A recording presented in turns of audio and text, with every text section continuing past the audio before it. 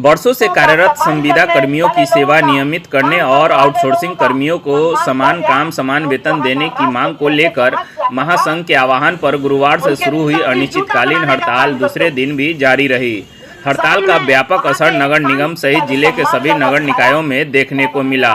शहर की सफाई व्यवस्था पूरी तरह ठप रही, जिससे विभिन्न इलाकों में कूड़े का अंबार लग गया। दूसरे दिन भी न तो सफाई वाहन सड़कों पर उतरे और न ही कहीं झाड़ू लगाई गई।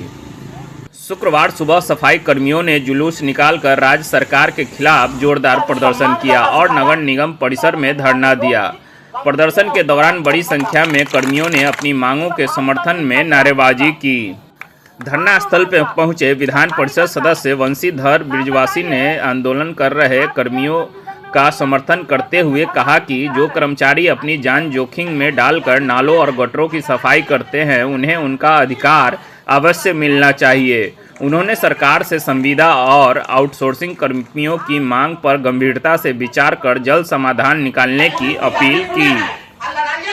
के सवाल पर दुनिया के किसी भी कोने में कोई समाज अगर संघर्ष कर रहा होता है, वंशीधर ब्रजवासी की भावना उसके साथ होती है। ये जो सफाई कर्मी हैं, पूरे राज्यव्यापी आंदोलन के तहत ये सभी लोग आज आंदोलन में हैं और ये लोग लड़ाई लड़ रहे हैं कि हमको भी मेरा वाजिब हक मिले। क्या इनको इसलिए वाजिब हक नहीं मिलेगा क्योंकि ये गटर में उतरकर सफाई करते हैं? क्या इसलिए इनको पूरा हक नहीं मिलेगा क्योंकि ये दलित समाज से आते हैं, गरीब गुरबा लोग हैं? आप समाज के वंचित, उपेक्षित, शोषित, लांछित, पीड़ित, प्रताड़ित जितने लोग हैं वो भी इसी भारत माता के संतान हैं और इस देश के प्रधानमंत्री कहते हैं भारत माता की जय।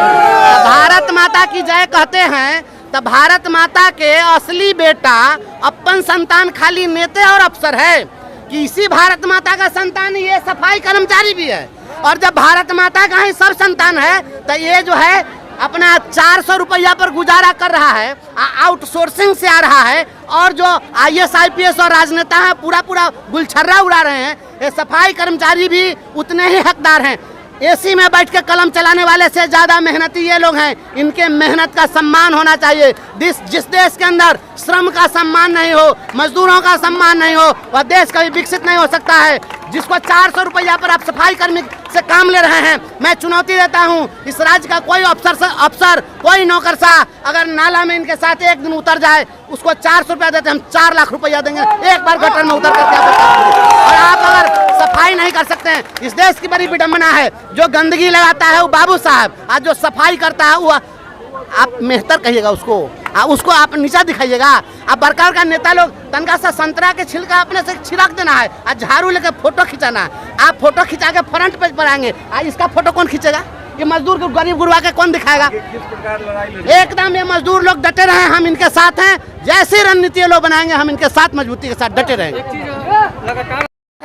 और श्रावणी मेला है तो श्रावणी मेला केवल मुजफ्फरपुर के लिए नहीं है, पूरे राज्य के लिए, और पूरे राज्य में ये लोग आंदोलन चला रहे हैं। तो इनकी बात क्यों नहीं सुनी गई कि श्रावणी मेला के समय में ये लोग मजबूर हुए हैं? जब किसी की बात नहीं सुनी जाती है तब ना इस तरीके से करता है। अगर इसकी बात सुनी गई होती तो नहीं होता। 1200 लोग आउटसोर्सिंग से, आदमी का सप्लाई ठेका से हो रहा है। ये इससे ज्यादा घटिया बात क्या हो सकती है? इसलिए कि वो जो एजेंसी है गरीबों का खून चुस के इसके मजदूरी का पैसा में से कमीशन खाएगा।